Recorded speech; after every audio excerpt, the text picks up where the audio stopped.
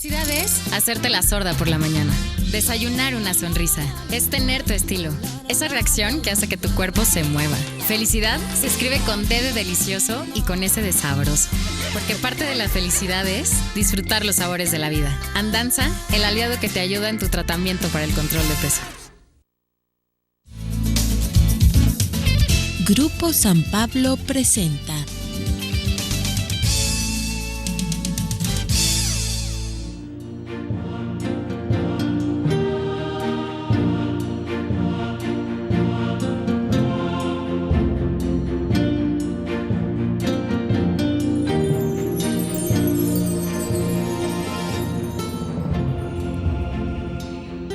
Muchas gracias por sus amables tweets. Gracias. Están tuiteando mucho, Hugo. Qué bueno, qué bueno. ¿Cuál es tu cuenta de Twitter? Pues me encuentran como @ordenguadalupe. Orden Guadalupe. Sí. Ah, pues te sigo, mira. Sí, de hecho. Claro, pues hay que seguir a los buenos. Gracias. Orden Guadalupe, la cuenta de Twitter. Se la recomiendo mucho porque envía a Hugo allí muchos efemérides y mucha información histórica. Y hoy, pues hablando sobre el primer imperio mexicano, la independencia de México, pues por la fecha, ¿no?, en la que estamos. Mire lo que nos trajo Hugo Cuellar. Gracias, Hugo. Por nada. Unas monedas, oiga, pues que tenerlas aquí, y gracias a que Hugo se hizo de ellas. Mire, esta, por ejemplo, moneda acuñada por Agustín de Iturbide. Mire, y atrás dice Imperio Mexicano. Y ahí puede usted ver el águila imperial, el águila del Imperio de Iturbide. Esta segunda que dice 1813, ¿qué nos dices de ella, Hugo? Esta fue de las acuñadas por Morelos en cobre. Precisamente era como una especie de pagaré para la tropa. Para la En el reverso viene Sud, que es como las tropas del sur, digamos, ¿no? Ajá. Sí. Entonces, Morelos acuñó monedas. Sí, también. Pues mire usted la fecha, 1813. Ahí está. Charoleando a gusto para que ve. Moneda acuñada por el padre José María Morelos. ¿Y esta, Hugo? Esta es una de Carlos IV, del padre de Fernando VII. Y bueno, esta pieza representa también en una parte la ceca de la Casa de Moneda de México, que hace poquito tuvo una controversia un poco difícil. Pero sí, es una muestra de que incluso estas monedas de acuñación mexicana pues circulaban por toda España, por Filipinas, etcétera, ¿no? A ver, vamos a ver otra vez la del imperio, la del primer imperio mexicano. Sí. Se critica a Iturbide de que incluso por esta moneda fue una muestra de su megalomanía y amor propio. Por ponerse él allí. Claro, pero en la Constitución Mira, como de Cádiz... el César, te digo. Sí, sí. Pero la Constitución de Cádiz, precisamente en uno de los artículos, menciona que una de las labores para el emperador es crear una moneda acuñada con su efigie. Sí, claro. Sí, sí. Es para darle consistencia, contundencia al imperio. Sí, sí, sí.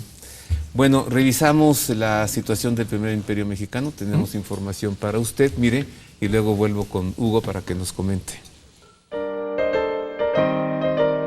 El primer imperio mexicano de Agustín de Iturbide, proclamado emperador de México con el nombre de Agustín I, solamente duró 10 meses. Su vigencia corrió del 21 de mayo de 1822 al 19 de marzo de 1823. Su breve mandato se vio enfrentado por un levantamiento promovido por Antonio López de Santa Anna y por Guadalupe Victoria desde diciembre de 1822 y por la oposición de las logias masónicas y del Congreso. Una antigua tradición quiere que los antecedentes del primer imperio se encuentren en la iglesia La Profesa del oratorio de San Felipe Neri, ubicada en la calle de Isabel la Católica, esquina con Avenida Madero, en la Ciudad de México, donde una junta secreta que buscaba separar a la Nueva España, mientras el rey Fernando se sacudía el poder de las cortes masónicas de España, vio en Iturbide al jefe militar que podría dirigir el proyecto. El supuesto plan de La Profesa no era muy diferente de los de 1808, 1809 y 1810. Su importancia difería en configurar una nueva nación independiente de cualquier otra y en evitar anexarla a los Estados Unidos, como habían sido las intenciones de Miguel Hidalgo, José María Morelos, Fray Servando Teresa de Mier e Ignacio Allende, entre otros.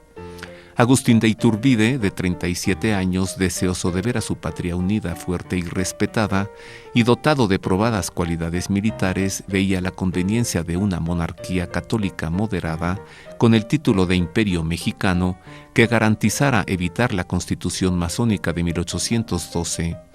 Proclamó su plan en la ciudad de Iguala. Conformó al ejército trigarante, que tomaba su nombre de las 3 garantías del plan: religión católica, independencia y unión de europeos y americanos. El 27 de septiembre de 1821 consumó la independencia de México y el 18 de mayo de 1822 fue proclamado emperador. Fray Servando Teresa de Mier, que se había afiliado a la masonería antes de la independencia y que había negado la veracidad del acontecimiento guadalupano, ocupó un cargo en el Congreso desde donde se boicotearon todas las iniciativas del emperador para debilitar su poder, como él mismo llegó a reconocer. Varios periódicos de reciente aparición lo atacaron, el erario empezó a disminuir y la mayor de las iniciativas de Iturbide, que era una nueva constitución política, nunca llegó por demoras en el Congreso. Aunque era muy querido por el pueblo, que lo veía como padre de la independencia y que le otorgaba prestigio a la nación, las logias masónicas del Partido Liberal del Congreso lo orillaron a abdicar al cabo de 10 meses. Hugo, otra vez la pregunta. ¿Por qué México desdeña a su libertador? Pues bueno, como te comentaba en un principio, era la necesidad de una narrativa que justifica el gobierno en turno, que somos una república, no una monarquía. Entonces, en tanto existe un monarca, hay que quitarlo de la escena histórica. ¿Qué ocurrió, por ejemplo, en los festejos de independencia, del centenario de independencia? Con Porfirio Díaz se crea una especie de acta de independencia apócrifa para precisamente las celebraciones. Es muy famosa esta imagen donde se ve acta de independencia de la República Mexicana, cuando el acta dice del Imperio Mexicano, por ejemplo, ¿no? Es simplemente un juego de narrativas para evitar a ciertos personajes que no encajen con el perfil que se quiere justificar. En buena medida. Y entonces, como México necesita tener un padre de la patria, pues entonces al padre Miguel Hidalgo, claro, pues era toda la figura del libertador, del padre de la patria, y a la corregidora, que ni era corregidora, la ponen gorda, que ni era gorda, con un chongo, que ni era vieja, para que sea la madre de la patria, ¿no? Entonces, ¿qué hay de la conspiración de Querétaro? Pues, claro, era la esposa del corregidor. Sí, pues parece que era muy guapa y joven, y parece que andaba entendiéndose muy bien con el capitán Ignacio Allende, ¿o no? Claro, claro, y simplemente la misma conspiración de Querétaro es una consecuencia de la conspiración de Valladolid, por ejemplo, ¿no? Con la que había iniciado parte de Allende junto con otros insurgentes de la época y demás. Mismo Turrigaray había promovido digamos, este escenario político, ideológico, para formar una junta provisional. Las juntas provisionales no nada más estaban aquí en Nueva España, también habían muchísimas en España, por ejemplo, ¿no? El hecho de buscar algo que sustituyera la soberanía representada en el rey y que hubiese algún orden para la sociedad era indispensable. De pronto ya la conspiración de Querétaro pues dará pie a esta otra propuesta, ¿no? Un alzamiento en armas. En tanto, de 1808 a 1810 se tuvo un gobierno, por decirlo así, espurio. No era un gobierno legal, era un gobierno bajo la ocupación de Napoleón, de la ocupación francesa.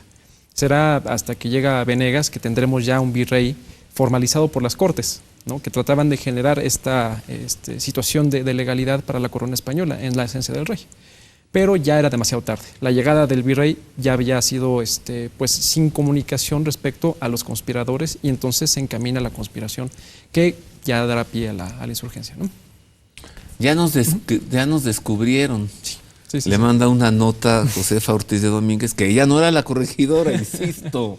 El corregidor era su esposo. Claro. Ya nos descubrieron, le mando una nota al capitán Allende, ¿no? Ya nos descubrieron, mi amor. Sí. Él recibe la nota, ya descubrieron la conspiración, vámonos. ¿Fue así? Sí, buena medida. Sí, le llega la estafeta, de hecho. A mí me lo dijeron en Querétaro. Sí, claro. Te lo cuenta muy bien, incluso de manera muy vívida, ¿no? El taconazo y todo este asunto. Precisamente lleva una estafeta, Josefa Ortiz de Domínguez. Se le llama corregidora en buena medida por ser el título de consorte, ¿no? Como es el caso de la reina, que no es necesariamente reina, pero ¿no?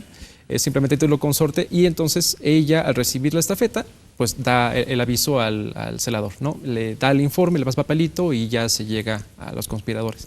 Y con esto, pues, se da pie a la... Mira, en Querétaro todo se llama la corregidora. Sí. La plaza, claro, la avenida, el estadio, y como 100 restaurantes, ¿no? La corregidora, el teatro. Sí, de la corregidora. Bueno, tenemos un minuto más, Hugo. Claro. Danos tu mejor conclusión. Pues bueno, me parece que deberíamos de consolidar ya una percepción de la historia de México mucho más integral, no casarnos con los personajes como si fueran héroes de bronce y de pronto otros condenados al paredón, ¿no? Al infierno, casi casi de la historia mexicana. Debe haber una reconciliación. La figura de Iturbide me parece fundamental y muy poco estudiada. El hecho de que se le pueda dar la cabida, tal vez ya quitarnos de el encono de decir si es el padre o no, simplemente entenderlo como el libertador, aquel que concluye con una gesta, pero de manera pacífica, y que llega a establecer las bases del Estado mexicano con las mejores propuestas, ¿no? Finalmente creo que eso sería una forma muy interesante de abordar la historia y de que la gente se libere un poquito de este rencor, de este tipo de remordimiento también a veces, qué sé yo, ¿no? Sí. ¿Alguna escultura por allí? No. Existen algunas esculturas. En el pasaje Iturbe, por ejemplo, en la plaza que está ahí creo que es la calle de Gante, está actualmente cerrada la plaza, pero ahí existía una escultura. Y creo que hay un busto también de Iturbide que se encuentra en Córdoba, Veracruz. Habrá que hacer algo en el año 2021, ¿no? Por supuesto, sí. Pues no puede pasar inadvertido. Claro. Gracias, Hugo. Al contrario. Viniste a darnos clases. Muchas gracias. Muchas gracias. Las clases que no nos dieron en la escuela, nos las vino a dar Hugo aquí. Lo que no nos enseñaron los libros de texto, pues nos lo vino a decir Hugo Cuellar. Y mil gracias a usted por haber estado con nosotros, gracias por acompañarnos, la visión de la historia poco conocida. ¡Viva México! ¡Viva México! ¡Vivan los héroes que nos dieron patria! Y mil gracias por el favor de su atención. Dios le guarde. Gracias.